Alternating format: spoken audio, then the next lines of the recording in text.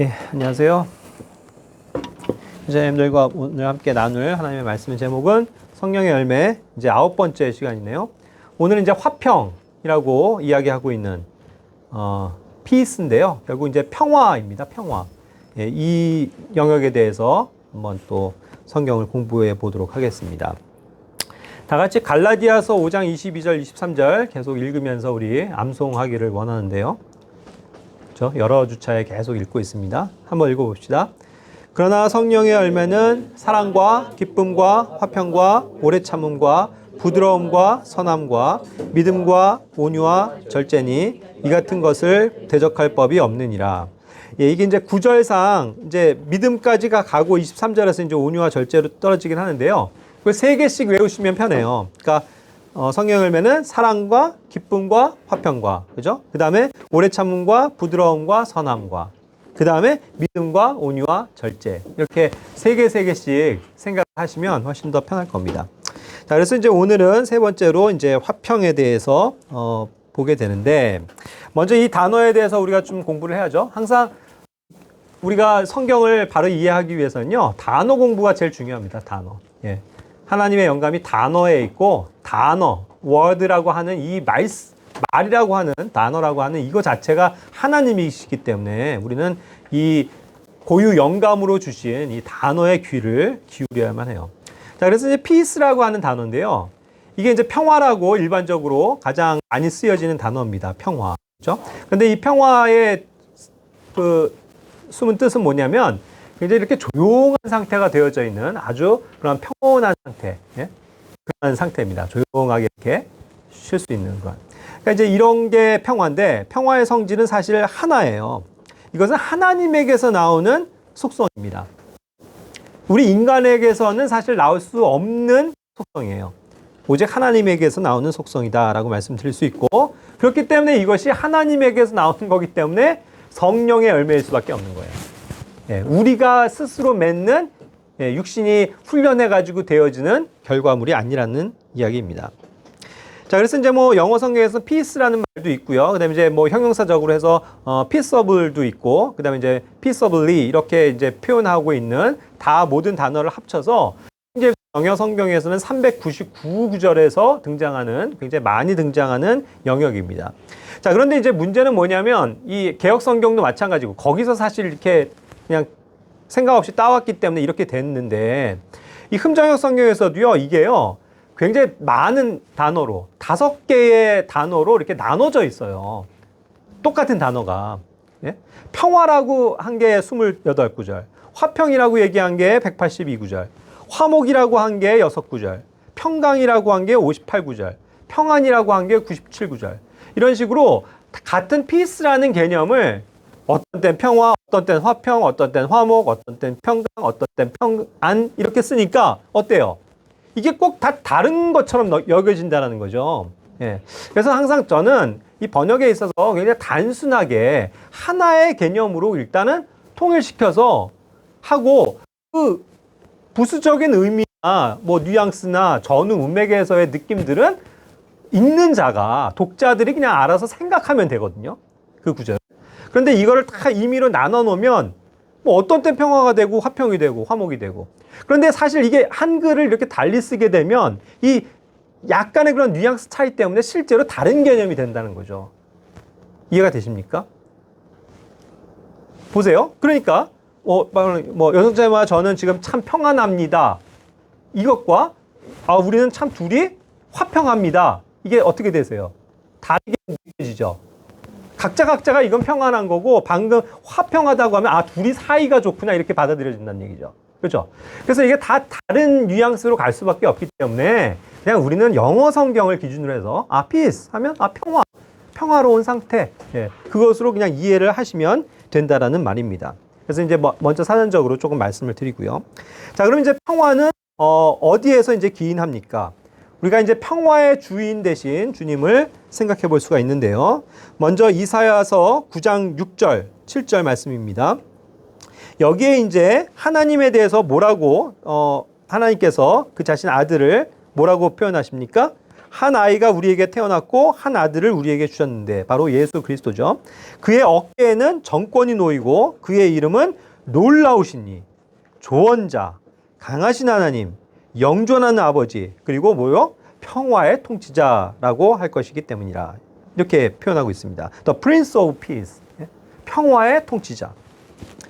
그래서 이제 그의 정권과 화평의 번창함이 끝이 없으며 이렇게 얘기했거든요. 그랬을 때 이제 여기서 평화의 통치자라고 해서 평화라고 했다가 여기에서 또 다시 바로 화평으로 바뀌어버린 거예요, 단어가. 그런데 평화입니다. 평화의 번창함이 끝이 없으며 이렇게 그냥 받아들이면 되죠. 자, 그래서 어쨌든 이 평화의 주인은 바로 이 평화이신 분은 바로 하나님 그 자신이시다.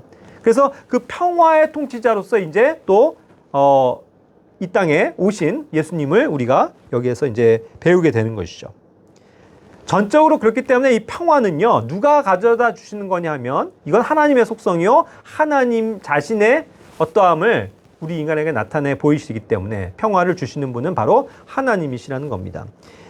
레위기 26장 6절에서도 이스라엘 백성에 대해서 이와 같이 약속하셨어요. 내가 그 땅에 평화를 주리니 너희가 누울 때에 아무도 너희를 두렵게 하지 못하리라.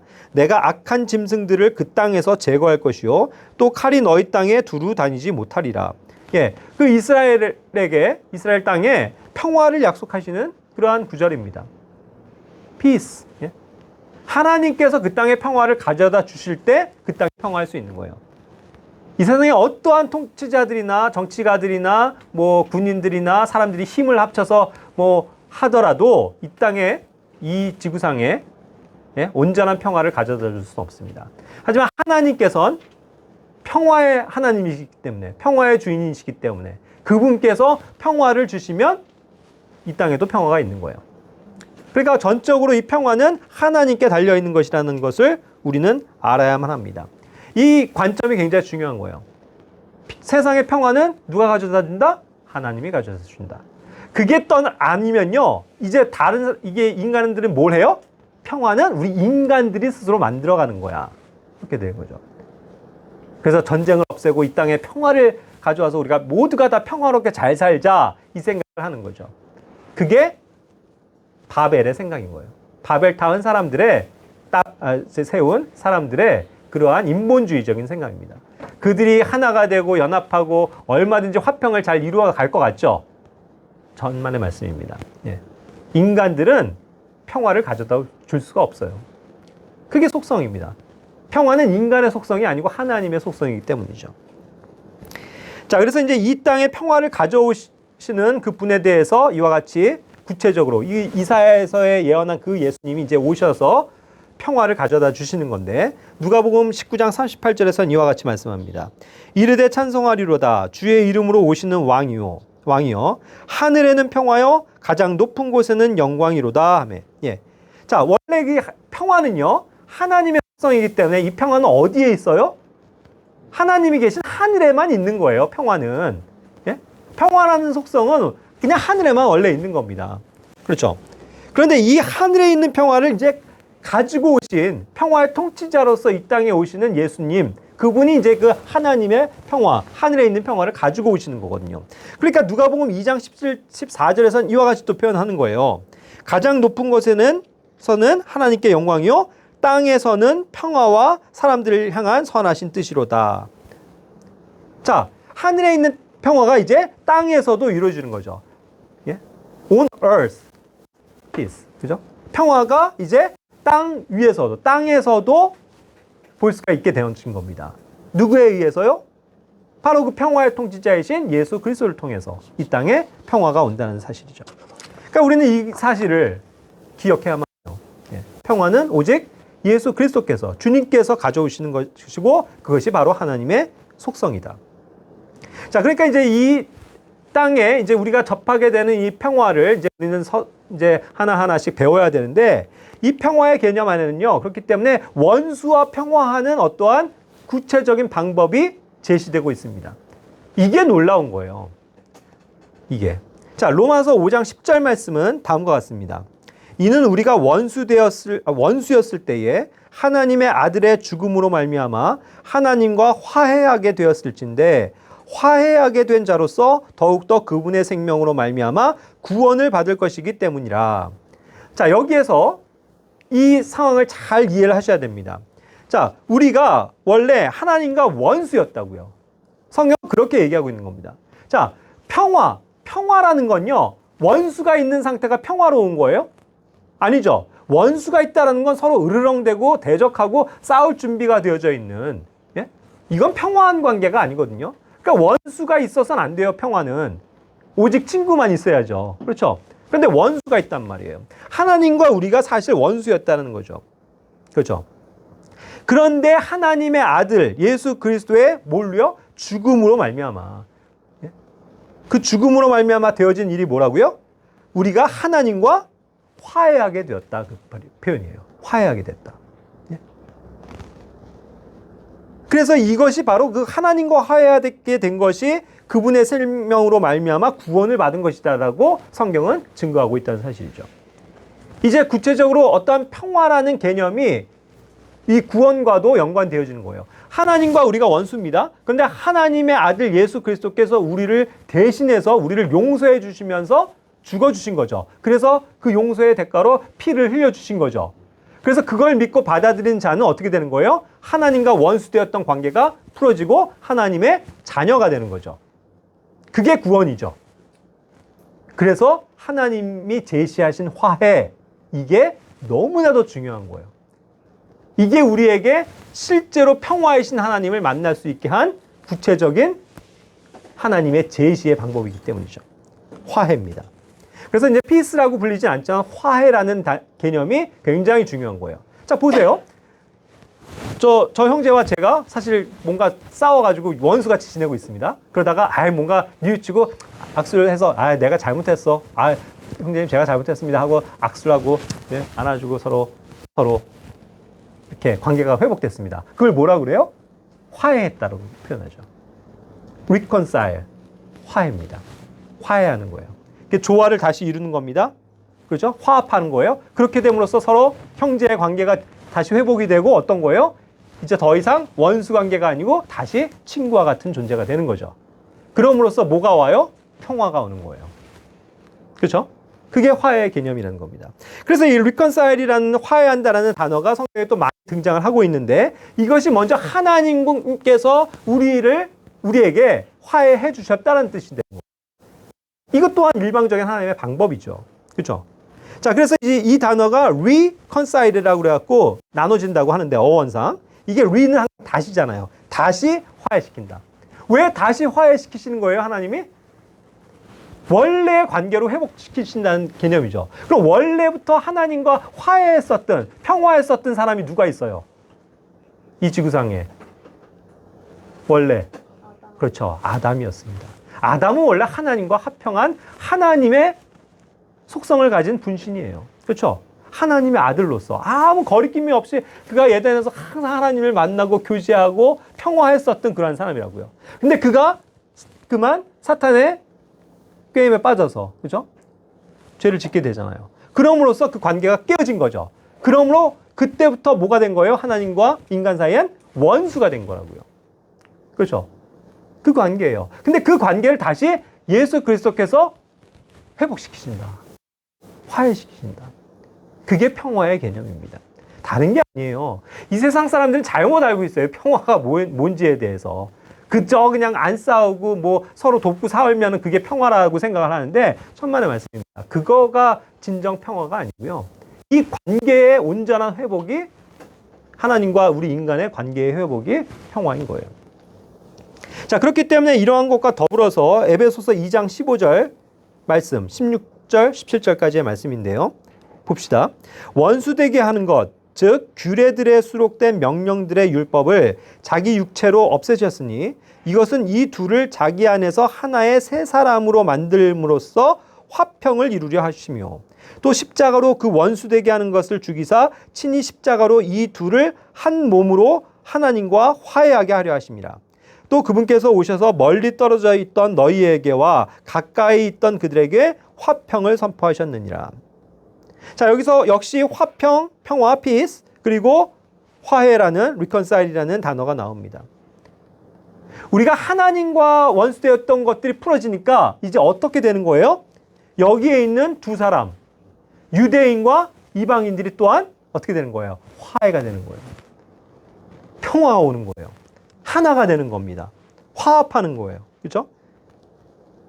그렇게 해서 하나님과의 영광을 돌리고 하나님 안에서 모든 평화를 누리게 되는 진정한 자유함이 있는, 평화가 있는 그러한 신약 교회의 시대가 오게 된 것이죠. 이게 놀라운 은혜 아닙니까? 우리 힘으로 되어진 게 아니에요.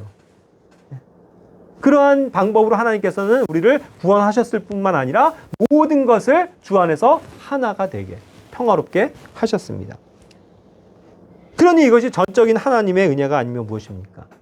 그렇기 때문에 이것이 성령님의 선물일 수밖에 없는 거죠. 평화라는 게.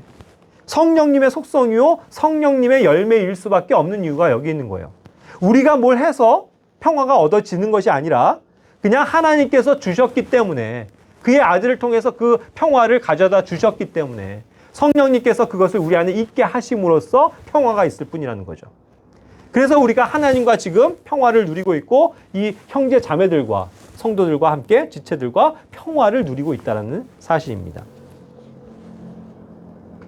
그렇기 때문에 세상에서 제시하는 거짓 평화에 속아서는 안 돼요. 사람들이 말하는 그런 거짓 평화는, 이 평화는 애초에 다른 속성을 가지고 있습니다. 성경이 증거하는 바가 그거라는 거죠.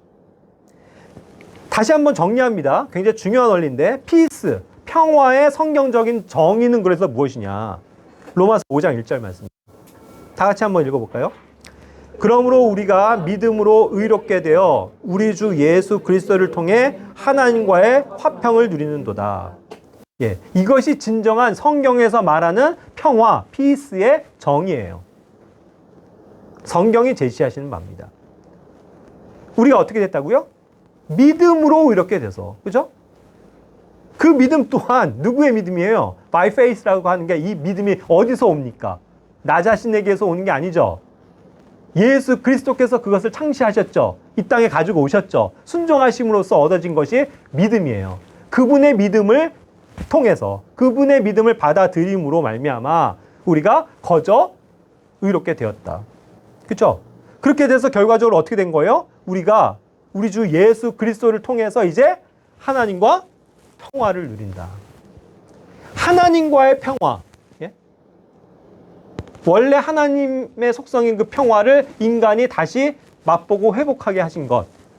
그것이 성경에서 제시하는 평화라고요. 다른 게 아니에요. 그러니까 진정한 평화를 맛보려면 우리는 어떻게 해야 합니까? 예수 그리스도를 믿고 받아들여야 돼요. 그렇게 해서 의롭게 되어져야만 합니다. 그래야 하나님의 평화를 우리가 얻고 누릴 수 있게 된다는 거죠. 이 외부적으로 오는, 환경적으로 오는, 사람들과의 관계에서 오는 평화가 아니에요. 하나님께서 우리에게 이러한 방법으로 제시한 평화. 그것을 우리가 지금 누리고 있습니까? 누리고 있으세요? 그걸 누리는 거예요. 그게 생명을 누리는 길이고요. 그게 안식을 누리는 길이고요. 그게 자유함이고, 그게 진리고, 그게 행복이라고요. 그게 기쁨이라고요. 그것이 성령의 열매 가운데 우리에게 주어진 놀라운 속성이라는 겁니다.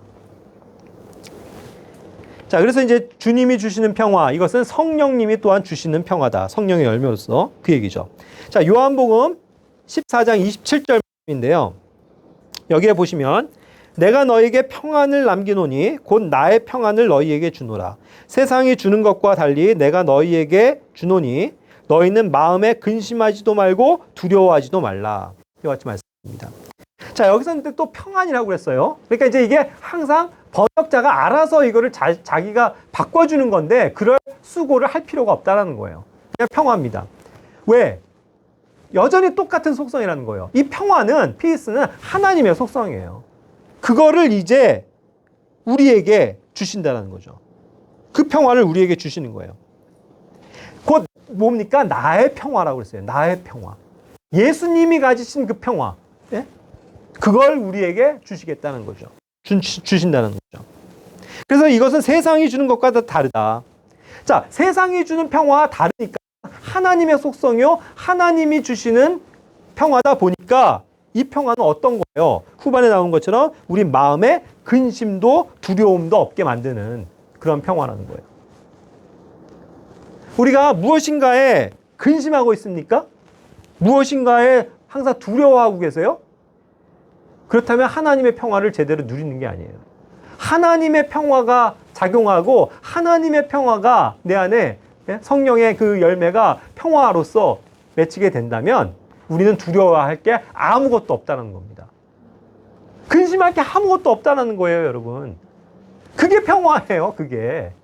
그래서 내 마음의 상태가 아까 뭐라고요? 그냥 잔잔해지고 평온하다라고 그러죠. 그냥 고요하고, 네? 정말 그 맑은 하늘이 파랗고 잔잔한 바닷가에서 참 보고 있다라는 한번 연상을 해봅시다.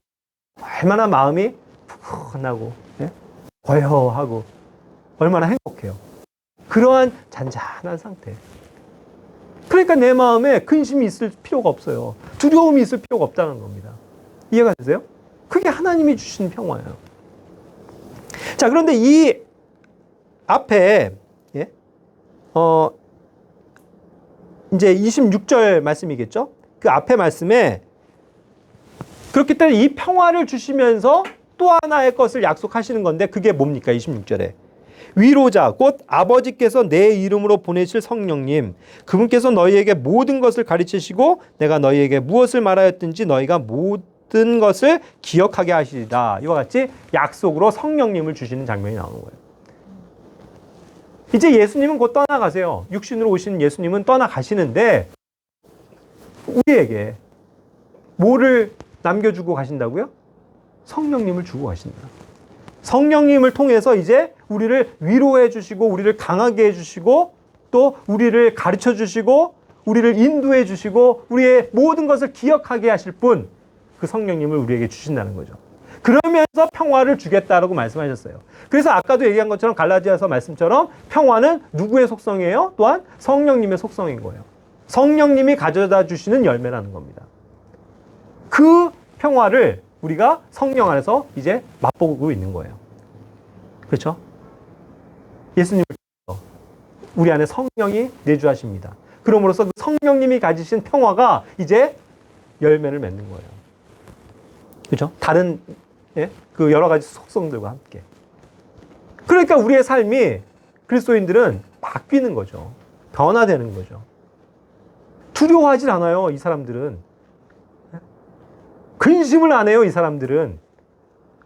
하나님의 사람들은. 성령님의 사람들은. 그런 사람들이라는 거죠.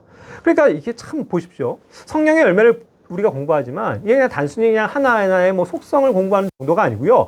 야, 이게 전율이 느껴지지 않아요? 야, 이게 하나님이 하시는 일이, 성령님이 하시는 일이 내 안에 이와 같이 대단한 일을 하신단 말이야. 이걸 좀 체험하셔야 돼요. 그걸 믿으셔야 된다고요.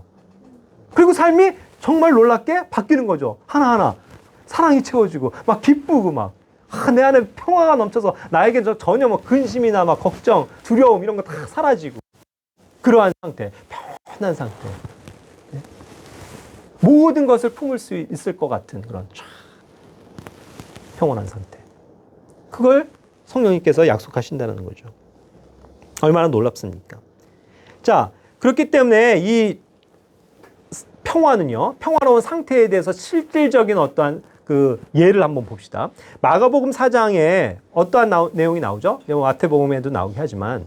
자, 예수님과 제자들이 배를 타고 가는데 어땠어요? 갑자기 거기에 막 큰 폭풍이 일어난 겁니다. 난리가 났죠? 막 파도가 치고 막, 풍랑이 일면서 막, 폭우가 생기고 막, 그리고 배가 막 침몰하게 생긴 거예요. 이리저리 요동치다가. 그쵸? 그러니까 이게 평화로운 상태입니까? 전혀 아니죠. 아까 얘기한 것처럼 막 파도가 요동치고 막 비바람이 몰아치고 얼마나 막 시끌벅적하고 난립니까? 막 사람들 막 아우성을 치고 막 난리 난 거죠. 자, 그런데 예수님을 주목해 보세요. 예수님은 그 상태인데도 어떻게 하고 계셨다고요? 저 배 뒤쪽에서 그냥 편히 아무 생각 없이 잘 그냥 주무시는 거예요. 어떻게 막 배가 막 요동치고 막 난리가 나고 막 비바람이 막 불고 하는데 잠을 잘 수 있습니까? 예? 이거 뭐 수면제 저기 해가지고 뭐 비몽사몽 된 것도 아니고 당연히 깰 텐데 그런 상태에서도 평안히 주무셨다는 거예요. 이게 왜 가능해요? 예수님이 뭐라고요? 어떤 분이라고요? 평화의 신이니까. 평화의 통치자시니까. 평화를 지배하시는 분이니까. 그렇죠? 그러니까 예수님은 그 상태에서도 평안히 주무신다는 거예요. 평화로운 상태예요. 이게 평화예요. 그렇죠? 어떠한 환경이 어떠한 비바람이 몰아치던 간에 우리는 예수님과 함께 있으면 안전하고 평화로운 겁니다. 그렇죠? 그 예수님이 내 안에 계세요. 성령님을 통해서. 자, 그럴 때 이제 근데 외부적인 환경이 이러할 때 사람들 어때요? 막 근심이 생기고 막 두려워하고 그냥 큰일 났죠. 막 선생님 자고 있는 예수님을 우리 좀 살려주십시오. 우리가 죽는 것을 돌아보지 않으십니까? 이렇게 한가하게 잠이나 주무시면 어떡해요? 하면서 막 난리 나는 거죠. 네? 우리 좀 어떻게 해달라고. 불안해서. 그러니까 예수님이 딱 이제 일어나셔서 어떻게 합니까? 바람을 꾸짖으시는 것이죠. 바람아, 가만히 좀 있어. 그러니까. 그죠? 바다야, 잠잠해라. 고요해라. 그러니까. 어떻게 된 거예요? 바람이 그치고 고요하게 되더라. 고요하게 됐다. 이게 뭐라고요? 이게 피스라고. 풍랑이 막 일어서 막 금방 꼴딱꼴딱 죽을 것 같던 이 환경에서도 주님께서 조용해라 하니까 모든 것이 쫙 평화롭게 되었다. 그거죠. 놀라운 거 아니에요? 주님께서는 이걸 보여주신 거예요. 그들에게. 진짜 평화가 뭐라는 걸. 나만 믿어라. 나만 믿고 안심해라. 있어. 괜찮아. 난이 두려워하지 말라. 그러셨잖아요. 그렇죠? 그렇게 걸어오신 분이라고요. 주님이 계시면 평화합니다. 주님이 계시면 고요해져요. 그걸 우리가 믿고 확신해야 된다는 뜻입니다. 그렇죠? 그런데 왜 이렇게 너네가 두려워하고 있느냐 이렇게 나중에 꾸짖으시잖아요. 그렇죠? 바람과 바다도 순종하게 하실 수 있는 그 능력의 주님이 우리와 함께 계시는데 우리는 그냥 그 환경만 보고 주님 우리 죽겠어요. 우리 힘들어요. 우리 좀 어떻게 해주세요. 맨날 그냥 불평하고 불만하고 그냥 그죠? 평화를 오히려 깨트린다고요. 그렇죠? 그런데 보세요. 이 말씀에서도 결국 두려움을 쫓고 평화로울 수 있는 비결이 여기에 있다라는 겁니다. 그렇다고 하면 그게 뭐예요? 여러분, 뭘 발견하십니까? 어떻게 해야 그 두려움을 쫓을 수 있고 우리가 평화로울 수 있냐는 거예요. 예수님께서 말씀하신 거죠. 뭐가 없기 때문에 그렇다? 믿음이 없어서. 믿음이에요, 믿음. 정말로 예수님께 대한 전적인 믿음. 예? 예수님이 평화이신 분이라는 거. 그죠? 평화의 주님이시라는 거. 평화의 통치자시라는 거. 그분을 그냥 믿고 받아들이는 거. 그 믿음. 그 믿음이 있으면 두렵지 않아요. 무섭지 않다고요, 이 상황이. 여전히 예수님과 함께 평화로울 수 있는 거라고요. 그렇죠? 그래서 믿음이 없느냐. 믿음이 없음을 얘기하고 있어요. 우리에게 믿음이 없기 때문에 우리는 불안한 겁니다. 믿음이 없기 때문에 근심하는 거예요. 그렇죠? 믿음이 없기 때문에 모든 게 혼란스럽고 정신없고 평화롭지 못한 거예요. 그렇기 때문에 우리가 믿음을 갖기를 원합니다. 그 믿음은 뭐예요? 예수님의 믿음이에요. 예수님께서 나와 함께 하신다. 성령님이 나와 함께 계신다. 아까도 우리가 찬송했잖아요. 성령이 계시네. 성령이 계시니까 기쁘고 감사하고 모든 것이 평화롭고 그런 상태가 되는 거죠. 그래서 비결은 믿음에 있습니다. 우리가 그래서 믿음을 가질 때 우리는 역시 주님과 함께 평화로울 수 있다. 그것을 다시 한번 강조드리고 싶습니다. 자, 그리고 이제 성도들이 이 땅을 평화롭게 살기 위해서 해야 하는 일이 있죠. 실제로 그런데. 자, 하나님과 평화를 누리고 있는 우리는 문제가 없는데 여전히 우리 주변에는 어떠한 사람들로 가득해요? 이 평화를 모르는 사람들이 가득하죠. 그러다 보니까 우리의 삶이 자꾸 평화롭지 못한 것으로 충돌이 된다는 거예요. 그럴 수밖에 없는 거예요.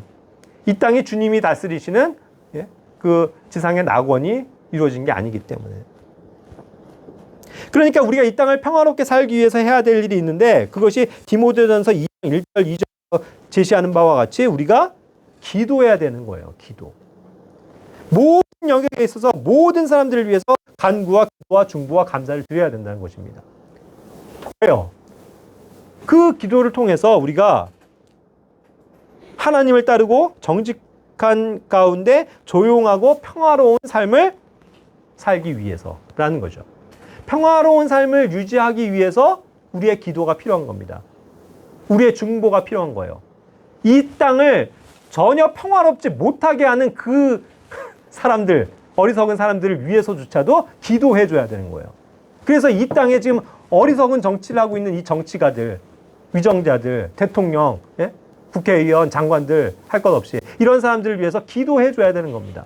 이들이 그런 어리석음을 좀 물리치고 하나님을 정말 두려워하는 가운데 올바른 그러한 정치와 정책을 펼 수 있도록 기도해야만이 어떻게 되는 거예요? 평화로운 삶을 우리가 유지할 수 있기 때문이죠. 생각해 보세요.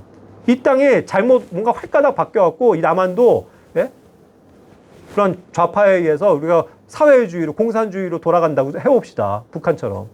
그럼 우리의 삶이 평화로울 수 있을 것 같아요? 평화롭지 못해요. 그렇죠? 신앙을 다 빼앗겨버려요. 그렇지 않은 자유국가에 살면서도 자유민주주의라고 하는 국가에 살면서도 지금 이런 현상들을 보잖아요. 우리 마음대로 뭔가를 못하고 자꾸 자유가 억압되고 통제되어지고 있잖아요. 각종 악법들이 생겨나서 오히려 진리를 외치고 진리대로 믿고 살기가 참 어려워지는 시대가 되잖아요. 그러니까 평화로울 수 있어요? 없다고요. 그러니까 그런데 뭐 하라고요? 데모하라고요? 시위하라고요? 아니에요. 기도해야 된다고요. 그건 왜 그래요? 주님의 영역이기 때문에. 이 땅에 평화를 가져다 주시는 것도 주님의 영역이기 때문에. 우리가 할 수 있는 게 아니에요. 그러니까 주님께 모든 것을 우리는 맡기는 삶이죠. 그죠? 자, 그리고 또 알아야 될 것이 있습니다. 그렇기 때문에 이 평화라는 것, 평화를 빌미로 해서 거짓 평화인데 세상을 속이는 사탄의 전략에 대해서 우리는 잘 이해하고 있어야 돼요. 다니엘서 8장에서 얘기하는 것처럼 보세요. 이제 그 짐승이 오게 되면 자기 마음속에서 자신을 높이며 평화를 빌미로 많은 사람을 멸한다고 그랬죠. 평화를 빌미로 한다고 그랬습니다. 그런데 그것을 어떻게 해요? 막무가내로 막 무조건 하는 게 아니고 합법적인 뭐가 있어요? 그 앞에 자기의 정책이 있다고요. 정책. 폴리시. 이건 정치예요. 정치적인 영역이에요. 이 세상에서의 거짓 평화는 항상 정치를 가지고 정책적으로 그런 것들을 만들어 간다는 뜻입니다. 그래서 온갖 평화를 빌미로 세상을 속일 거예요. 그러니까 우리는 물론 그 시대에 이르진 않지만 그 전에 우리가 휴가는 되지만 그런 것들이 전조적으로 계속 지금 만들어져 가고 있다는 것을 아셔야 돼요. 이해하십니까? 그래서 코로나가 왜 왔는지를 아셔야 돼요. 우리는 믿음의 눈으로. 이게 결과적으로 가져온 게 뭐예요? 뭐 전염병이 무서운 게 아니고 이 팬데믹이라고 하는 이 상황이 무서운 거라고요. 이들은 이 팬데믹이라는 걸 정치에 활용하기 시작했어요. 정책으로 활용을 합니다. 팬데믹, 전 세계적인 뭐 전염병과 같은 이런 거 갖고 통제를 해야 돼. 이거죠? 전 세계를 통제해야 된다는 거예요. 통제. 팬데믹의 주요 사상은. 그래서 정부가 이런 것들을 각종 모든 것들을 정책적으로 법을 만들고 해가지고 울가매잖아요. 그래서 꼼짝 못하게 만들잖아요. 그렇죠? 백신 안 맞으면은 지금 이제는 마트도 못 갈 진짜 세상에 오잖아요. 식당도 못 들어가잖아요. 우린 도시락만 시켜 먹어야 되겠죠. 그렇죠? 이런 세상에 오잖아요.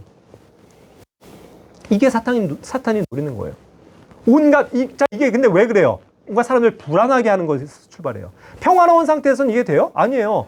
야, 코로나 공포 막 몇십만 명 죽었어 막 그러면서 막 자기도 걸리면 죽는다라는 막 이런 불안감과 두려움을 주면서 세상을 속이는 거잖아요. 그래서 감염 예방법 같은 걸 만들어서 교회도 못 모이게 하고 찬송도 부르지 말라, 마스크 써라, 그렇죠? 뭐 몇 명 이상 모이지 마라, 자꾸 이런 걸로 올가매죠. 정책을 펴잖아요. 이게 정책이에요. 그 시대를 위해서 지금 가고 있다라는 겁니다. 그 시대가 왔다라는 게 아니고. 그렇죠? 그러다 보니까 우리는 깨어 있어야 돼요. 이런 평화를 빌미로 하는 거잖아요, 더군다나. 그러니까 이제는 이게 상황이 그렇게 되고 있네요. 마치 미접종자는 이제 인간 취급도 안 하고 이렇게 분류를 해요. 차별을 해요. 그렇죠? 그래서 이 사람이 뭐예요? 아, 이 세상의 평화를 어지럽히는 자다. 이렇게 되는 거죠. 그렇죠? 아, 모든 사람들의 건강을 위협하는 자야. 저 아주 쳐죽일 놈. 백신 안 맞은 사람들 이거. 이렇게 되는 거예요. 그래서 정죄하고 비난하고 그들에게 불이익을 가져다 주는. 뭐가 연상돼요? 마지막 그 짐승의 때가 왔을 때 적그리스도의 표라고 하는 666 표를 받아야만 마트도 가서 살 수도 있고 살아갈 수 있는 그런 시대가, 통제의 시대가 온다고요. 근데 그게 항상 뭐예요? 평화를 빌미로. 그래서 이거를 따르지 않는 자들은 세상의 평화를 대적하고 저해하는 사람이 되는 거죠. 용서 못할 자가 되는 거죠. 그러니까 죽여도 되는 거죠. 이해가 되세요? 그러한 상황으로 특히 그 유대인들을 엇박하기 시작할 겁니다. 제 생각에는요, 뭐 이건 그냥 참고로. 아마도 이스라엘 유대인들을 공략하기 위한 가장 효과적인 방법은 그들의 율법을 건드릴 거예요. 나중에 짐승은. 그래서 율법적으로 꼼짝 못하게 하는 거. 그래서 유대인이면 아, 난 목숨 걸고 그거 못해라고 하는 게 생겨야 그들을 잡아서 죽일 수 있는 거예요. 666표 왜 못 받아 하면서 막. 그죠? 그랬을 때 연상할 수 있는 것들이 여러 가지가 있을 거예요. 예를 들자면 유대인들이 목숨 걸고 지키려고 하는 것들 뭐가 있겠어요? 그 시대가 오면 하나님께 드리는 번제가 희생이 회복되거든요. 그때 막 이제 뭐 염소 잡고 뭐 양 잡고 막 피 뿌리고 막 할 거 아니에요. 그럴 때 예를 들어서 오늘날 유전자의 그런 어떠한 뭐 변이 바이러스가 항상 뭐에서 옵니까? 피에서 오는 거예요. 이번에도 우한 바이러스도 박쥐에게서 나오는 피에서 나오는 거란 말이죠. 뭐 예전에 뭐 낙타역에서 나오는 거란 말이죠. 다 그런 것들이에요. 그런 걸 가지고도 얼마든지 언론을 장악해서 거짓 것들을 선동할 수 있는 거예요. 야, 유대인들이 이거 막 양 피 뿌리고 막 이래갖고 얘네 여기서 예루살렘에서 바이러스 퍼졌어 하면서 저 죽일 놈들아. 그러면은 그들은 꼼짝 못 하는 거예요. 그래서 그 금지시키면 어떻게 할 거예요? 혹은 뭐 인간에게 뭐 여러 가지 이제 그런 뭐 안 좋은 것들을 막 의학적으로 막 갖다 붙이면서 유대인들 남자들은 난지 8일 만에 할례를 행하는데 그거 금지 이러면 어떻게 할 거예요? 그거 금지시키면 유대인들이 네 알겠습니다 해요? 결코 그럴 수 없거든요. 유대인들은 난지 8일 만에 반드시 할례를 행해야 되는 거예요. 그걸 목숨을 걸고 지키거든요. 그들은 말하자면. 그러니까 세상이 뭔가 그런 식으로 법을 만들고 통제하기 시작했을 때 충돌할 수 있는 여지는 항상 유대인들이 가질 수 있다는 거죠. 예를 들자면 그런 식으로 세상을 얽어매면 속박하고 통제하기 시작하면 유대인들은 꼼짝없이 당할 수밖에 없는 거죠. 그러면은 그걸 피해서 도망갈 수밖에 없는 거예요. 그런 것도 하나 연상되지 않습니까? 오늘날 이런 세계를 통제하는 이런 시스템 가운데서 이런 것들까지도 저는 연상이 돼요. 그렇겠구나. 무서운 세상이 오겠구나. 그렇죠? 그런데 오늘날 이런 것들을 다 써먹고 있는 거잖아요. 자꾸 실험을 하고 있는 거잖아요. 그래서 데이터를 축적하고 아 이렇게 하면 더 효과적이겠구나를 이 세계의 정부는, 적그리스도는, 짐승은 자꾸 계산하고 실행하고 있는 거겠죠. 그러니까 이런 평화를 빌미로 하는 우리가 속아서는 안 된다는 겁니다. 이 땅에 어떠한 것도 어떠한 통치자도 진정한 평화와 안식을 보장할 수 없어요. 이 세상의 사회 보장 제도가 아무리 잘 돼 있다고 해도 우리의 안전을 책임질 수 없습니다. 아까도 10편 4편에서 우리가 읽은 것처럼 모든 안전은 오직 하나님에게서만 온다는 거죠. 그렇죠? 안전과 평화는 하나님께 오는 거예요. 세상이 가져다 줄 수 있는 게 아니라는 겁니다. 그러니까 항상 파라오를 생각해 보세요. 파라오는 이스라엘 백성들에 대해서 대적하기를 어떻게 했어요? 그들이 엑소더스 하려고 할 때 여기 있어라죠. 여기. 내 이 권한 안에 있어라. 그렇죠? 거기서 벗어나지 마라. 여기 있으면 뭐하다? 안전하다. 여기 있으면 너네가 평화롭다. 그러니까 여기 안에 있어라. 그 사상이에요. 그러면서도 이제 또 그들이 가려고 할 때 자기를 위해서 기도하라고 하는 그러한 말도 안 되는 억측을 부리죠. 자기를 숭배하도록 만들 것이고 항상 그러한 전략이라는 겁니다. 자, 그래서 이러한 세상 사람들과의 이제 평화를 추구하지도 말아야 돼요. 그러니까 세상이 가져다주는 평화는 항상 거짓된 평화다라는 것을 형제자매님들께서 꼭 이해하셔야만 합니다. 여기 마태복음 10장 32절부터 35절에 보면요. 34절에 특히 예수님께서 하신 말씀이에요. 잘 보세요. 내가 땅에 화평을 보내러 온 줄로 생각하지 말라. 나는 화평이 아니라 검을 보내러 왔노라. 자, 여기서 뭔가 또 다른 얘기를 하시죠. 아까 우리에게 평화를 주시겠다고 하고 평화를 가져다 주신다고 하신 분이 이제는 뭐라고 얘기하시는 거예요? 난 평화를 가져오려고 한 게 아니야. 이 얘기예요. 대신 뭐요? 검, sword. 예? 검을 가져왔다는 거예요. 서로 칼로 죽이는 그러한 것을 위해서 왔다는 거죠. 뭐예요? 주님이 다시 오셔야 평화가 임하는 겁니다. 그 전에는 뭐예요? 여전히 검이 필요한 거예요. 이 세상은 검이 통치하는 시대가 될 것이라는 거죠. 그래서 그 칼은, 양날 달린 그 칼은 많은 나중에 그리스도를 인정하는 유대인들에게 가해질 거예요. 위협으로. 그 칼이. 그러한 상황을 얘기하고 있는 겁니다. 나중에 그 환란 시대에 있어. 그러니까 그러한 상황에서 뭐가 필요한 거예요? 그들이 끝까지 자기들의 믿음을 지키는 믿음과 그러한 어떤 순종이 필요한 거죠. 그러니까 누구 앞에서건 예수 그리스도를 시인해야만 한다고요. 부인하면 어떻게 되는 거예요? 그들과 타협하고 그들의 정치에 타협해서 평화를 추구하는 쪽으로 가겠죠. 하지만 평화를 그들이 가져다주는 약속하는 평화를 물리치고 나는 내 구주 예수 그리스도를 부인하지 않겠소 하게 되면 어떻게 되는 거예요? 죽는 거죠. 그러고서 666표를 받으라고 할 때 자기들이 받지 않겠다고 하면 불이익을 당하다가 잡히면 죽는 거죠. 그렇죠? 그 상황을 얘기하는 거예요. 그러니까 33절에서도 사람들 앞에서 너희가 부인하면 너희를 부인할 거다. 하지만 너희가 나를 시인하면 내가 지킬 것이다. 라는 거죠. 그래서 35절에서도 얘기한 것처럼 그들 시대에는 이제 불화할 수밖에 없다는 겁니다. 결코 평화가 없어요. 아버지가 자기 딸을 예? 어머니를 며느리가 그죠? 서로 이런 가족 간의 관계에서 서로 대적하고 평화하지 못하는 그러한 일들이 자행될 것이라는 거죠. 왜요? 자기가 살기 위해서. 자기가 살기 위해서 내 가족을 고발하는 거예요. 자기가 살기 위해서 내 가족을 부인해버리는 거예요. 그를 넘겨버리는 겁니다. 그렇죠? 그런 무서운 시대가 올 것이라는 거죠. 그러니까 그런 어떠한 세상이 요구할 거거든요. 지금도 그렇지 않습니까? 어떤 점에서 그런 것 같아요. 너네 좀 신앙생활 좀 하지 말고 집에서 좀 가만히 좀 있어. 너네 예배 드리고 만나고 그러지 말고 좀 집에서 온라인으로 그냥 좀 있어. 이렇게 얘기를 한다고요. 내하고 순종하고 그냥 그들을 위한 이 세상 건강을 우리가 책임져요? 그걸 위해서 그런 것들 안전을 위해서 내가 내 자신의 믿음의 행위를 부인해요? 아니죠. 그것과 타협할 필요는 없다는 겁니다. 어차피 그러한 시대가 이제 마지막으로 오고 있기 때문에 우리 마지막 시대에도 결국 이런 것들이 이제 충돌하는 시대 가운데 우리가 살고 있는 건 아닌가 그런 생각을 해볼 수밖에 없는 거죠. 그래서 그 다음에 나오는 37절, 38절에 뭐라고 얘기한 거예요? 너희가 그런 아버지나 어머니나 그런 자기들 가족보다도 나를 더 사랑해야 된다는 거죠. 나보다 그들을 사랑하는 사람은 합당하지 않다 그 얘기를 하는 거죠. 그러면서 그들의 물론 우리 시대에도 마찬가지지만 요구하시는 게 뭡니까? 십자가를 지고 내 뒤를 따라가는 거죠. 그래야 합당하다는 거예요.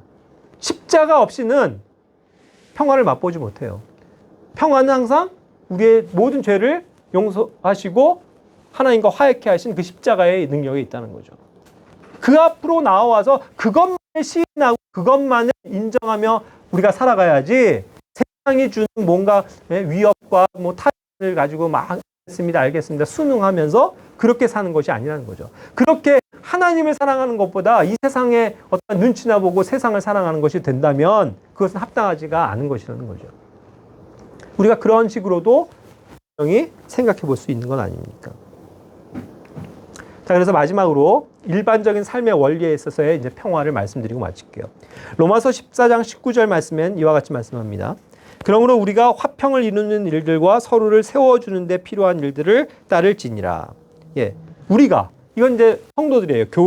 교회가 평화를 이루는 일들, 그리고 서로를 세워주는 데 필요한 일들을 따라야 된다. 그 뜻입니다. 이해하셨어요? 우리가요, 평화를 위해서 일해야 된다. 그리고 서로를 그렇게 해서 유익하게 세워주는 일들에 들여져야 한다는 뜻입니다. 성도들과의 평화가 중요한 거예요.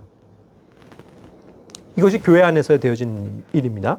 그리고 고린도전서 14장 33절에서도 교회에 대해서 뭐라고 말씀하십니까? 성도들의 모든 교회에서처럼 하나님은 혼란의 창시자가 아니고 뭐라고요?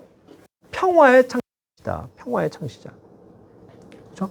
평화를 가져오신 분이 주님이세요. 그 시작이 평화가 주님께 있습니다. 그리고 이것이 교회 안에서도 여전히 동일하게 되어지는 원리인 거예요. 하나님은 교회를 혼란스럽게 평화롭지 못한 방법으로 질서 없이 두시지 않는다는 거예요. 항상 그것이 질서 있게 되어지면서 항상 평화로운 상태가 되게끔 하시는 게 주님이 원하시는 일입니다. 그것이 교회 안에서 되어줘야 되죠. 그러니까 평화로운 교회 생활, 이것이 굉장히 중요하다는 것을 우리가 알 수 있는 거죠. 제가 다시 한번 강조하고 싶어요. 하나님과의 화평, 평화를 누리는 우리들은 이제 해야 될 일이 뭡니까? 교회 안에서 여러 지체들과 함께 평화롭게 지내는 거예요. 평화하셔야 돼요.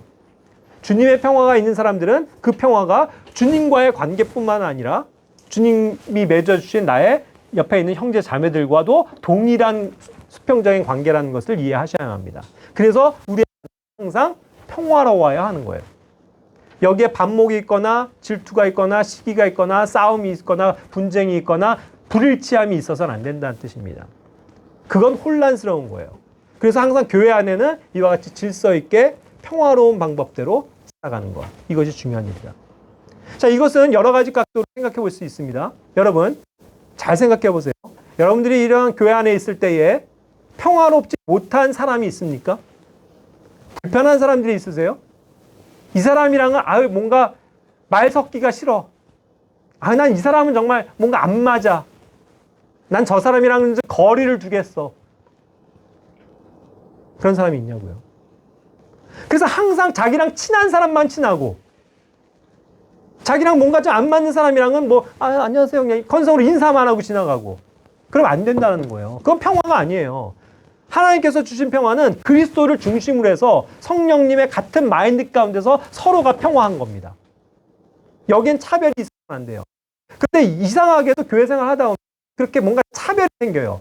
저 사람한테는 되게 잘해주는데 이 사람한테는 무뚝뚝, 이 사람한테는 무성의. 그런 경우가 굉장히 많다고요. 여러분, 그러면 안 돼요. 그건 평화가 아니에요.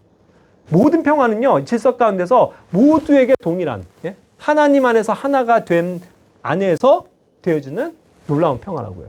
그 평화를 유지하시길 바라요. 그 평화로운 마음을 다른 형제 자매들에게 베푸시길 원합니다. 그렇게 되셔야 돼요.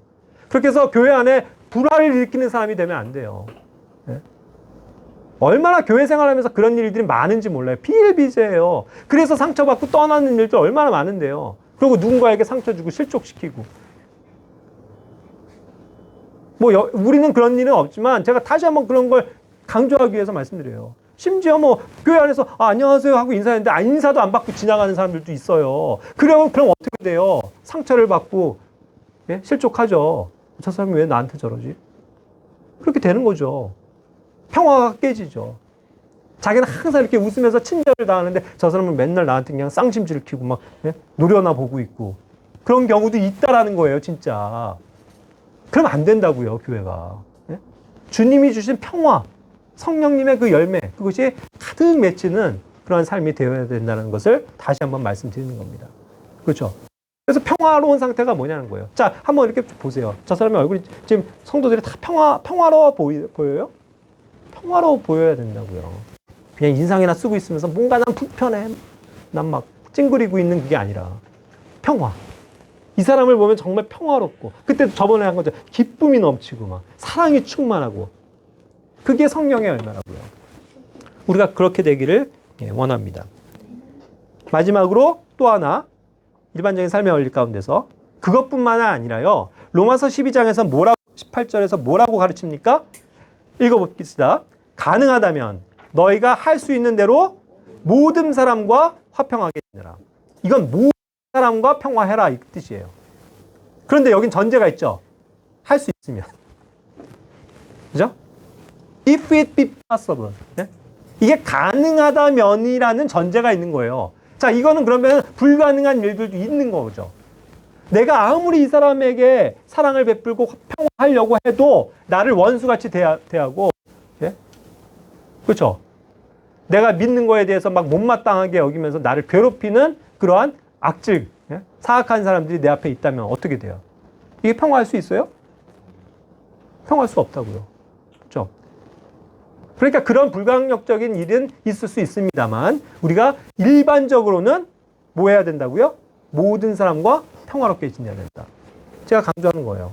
그래서 믿는 성도들 간에도 다른 지역교회에 있는 사람들과도 턱을 찌거나 인상을 붉히거나 안 좋은 관계가 되는 그런 것이 되면 안 된다는 거죠.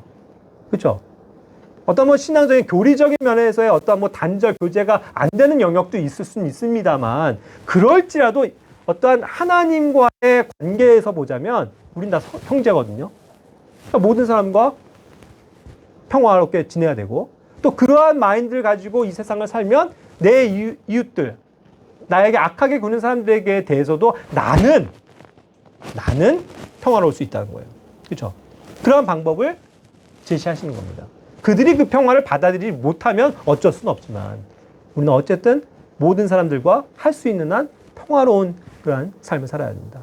그래서 이웃들과도 좋은 이웃으로 우리가 살아갈 수 있도록 노력해야 되는 거고 우리가 직장 생활을 하건 학교 생활을 하건 만나는 사람들 모두 친절을 베풀고 평화를 나타내 보이는 그러한 사람들이 돼야 된다는 것을 성경은 가르쳐주고 있다는 겁니다. 그래서 오늘 이러한 영역에 있어서 우리가 성경이 말하는 평화가 무엇인지에 대해서 잘 배우고 또 실천할 수 있기를 바라고 정말 다시 한번 강조드리지만 이 평화는 소중한 거예요. 중요한 겁니다. 세상에서 오는 게 아니고 주님으로부터 오는 성령으로부터 오는 평화니까 이거를 정말 내 안에서 누리는 그런 우리들의 삶이 되었으면 좋겠습니다. 기도하고 마칠게요.